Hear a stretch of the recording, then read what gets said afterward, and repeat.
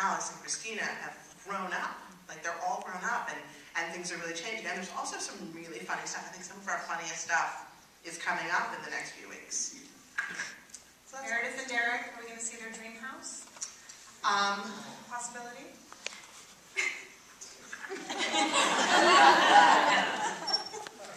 You know what's interesting is that I would have said yes like 3 days ago. She doesn't know.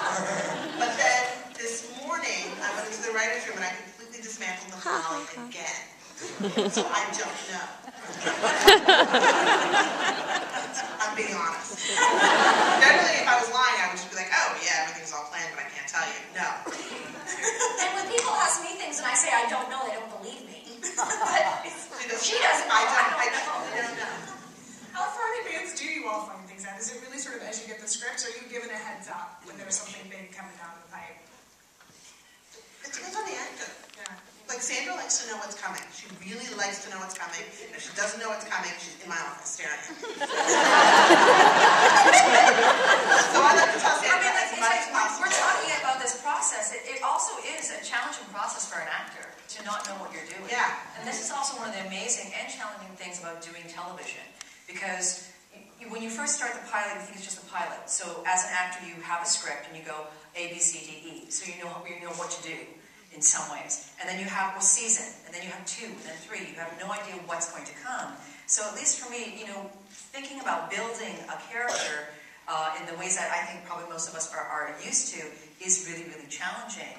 Because there are certain things that are very integral. Like, if I'm going to make this decision, this is really important for me to know.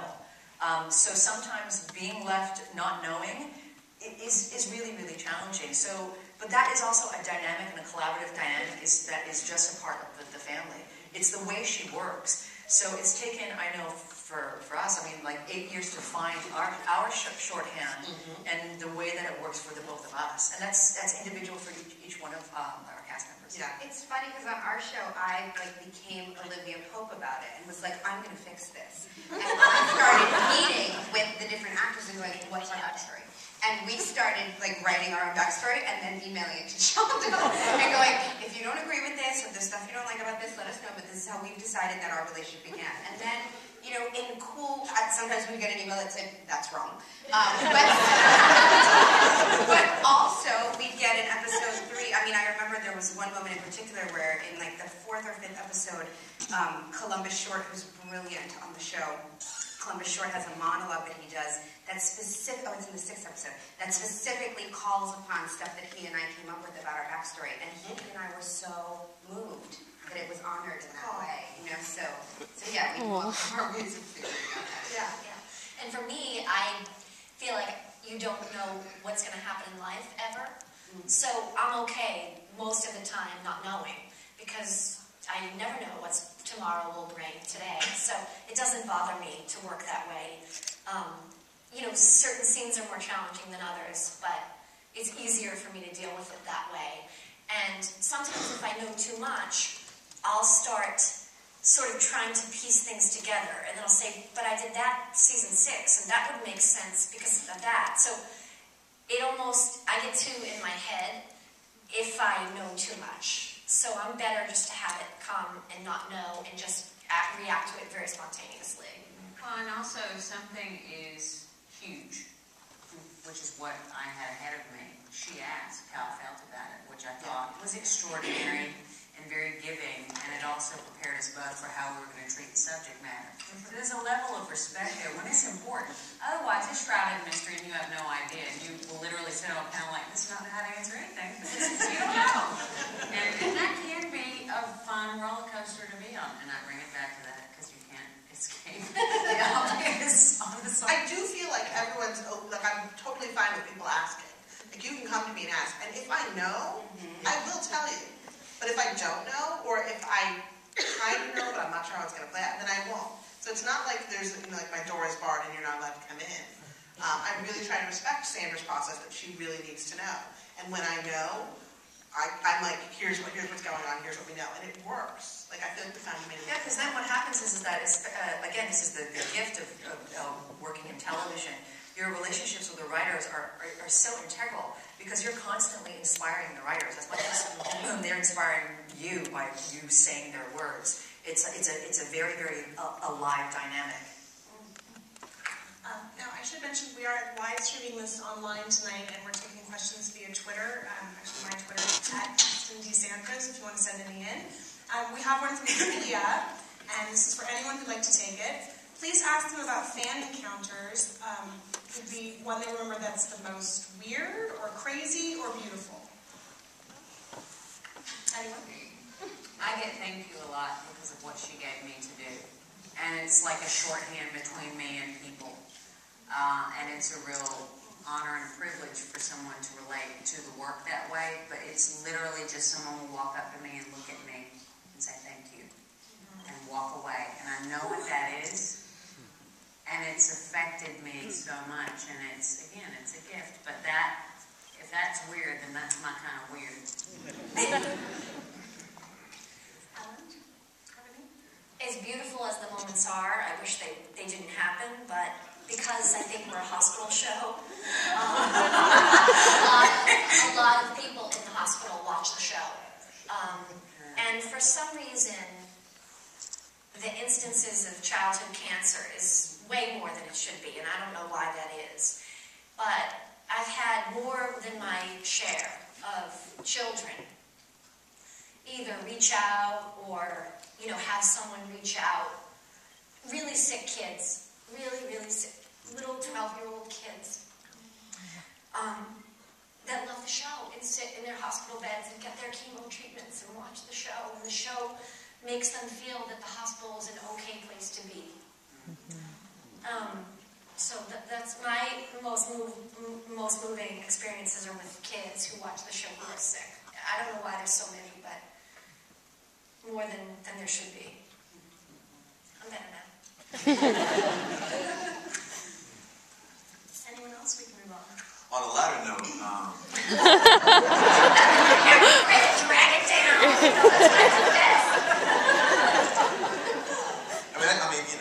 you're going to get a lot of us kissing, Shonda's behind because, not a lot of shows, you don't get a lot of people saying things like that about shows that they're on today. You know what I mean? Even with, all the shows that are on cable and whatnot. So that's just a testament to a wonderful Shonda Rhimes. What I was going to say is I get a lot of very manly, masculine dudes coming up to me saying, oh man, I love you on that show. I mean, my girl watches it. My wife. Really do your thing, man. A lot of guys out there appreciating it. I know. It's like falling out. Lots of tweets coming in now. Please go back to Sandra and ask her about Christina and Owen and what's ahead for them. Oh, don't ask me. Sean. Okay, I can answer this. Okay, yeah. And in between them. I love playing this storyline. I love working with Kevin McKinney. He's a fantastic actor. And I've been really, really grateful for such a rich storyline because Kevin and I have been working together as a couple for like 5 seasons. 4 seasons? 4. I can't say it literally that much. Okay, no, It's 5. 4. So for 4 seasons, and and this storyline of where they're at in the difficulty of a marriage, and as you said before, with one member of the couple being unfaithful. It's great because you can trace it back to seasons ago. If you take a look at, if you can take a look at anyone's relationship and go back and you have 4 years that you're watching your relationship, you can see places where things were glossed over, decisions were made out of haste or out of some other reason. So it's been great to play a storyline where a couple is coming head to head over things that they haven't dealt with, seeing a couple trying to deal with things, and the question of where they're going. What I can say in a very, very general but truthful way is that hopefully they're going to a place that is truthful for both characters. That is not a immediately solvable situation. So we're going to be in this storyline for a bit. Yes. How was that, Mom? That was a good one. This is actually a question that we're asking of all of the panels that come here to the TV Academy. And it's for all of the actors, and I love it because we have a fantastic story from you already that we'll be right into this. But what was your first big break in your career for your first TV job? Yeah, we have yours on video. We're going to hunt that down. But if you can think about just your first breakthrough role or your first TV role, and share with us what that was. Well, my first big breakthrough role was in Ghost. Which is why I'm just still convinced he's bad. Because he has to be bad. With a big murder. No, but that was had sort of a similar situation to Katie, because I'd been, working for a few years, but really struggling. And I had to find my way in for an audition, and my wife was actually the production designer on the film. And she kept coming home at night going, they haven't cast that part. You should go get on your agents. And I said, they'll never see me for that. Why, And so I would call my agent, who at that time didn't even know my name. But the assistant knew my name. And after I was so persistent, the assistant said, you know what, I'm going to get you in on that.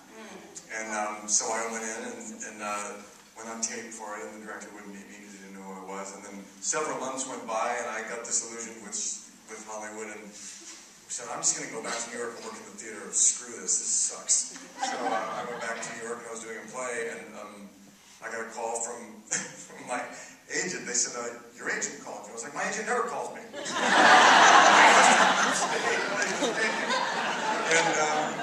he said, hi, Tony, it's Brian. I'm like, are you sure you met Tony Goldwyn? And he said, get to that movie, Ghost. They want to screen test you for it. And this was in the dark ages when they actually did real big screen tests. And I flew out on my day off and screen tested, and miraculously, they had, couldn't cast the part, and they had looked through all their old audition tapes and stumbled upon this guy, and I was just lucky. You were really good. You were very good. Kudos to your wife for believing you to be the murderer.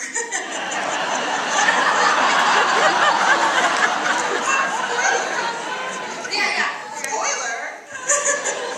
Sorry, if there's anyone in the room that hasn't seen Ghost yet.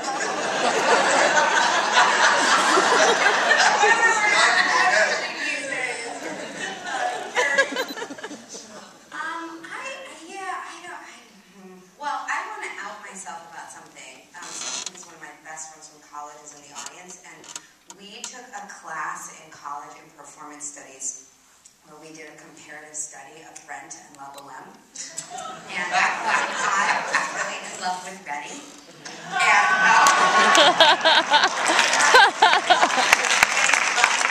And we actually, on our set, do Brent all the time. We do Brent. But was in love. Was like, I have to find my Benny. I'm just going to comment on your big break.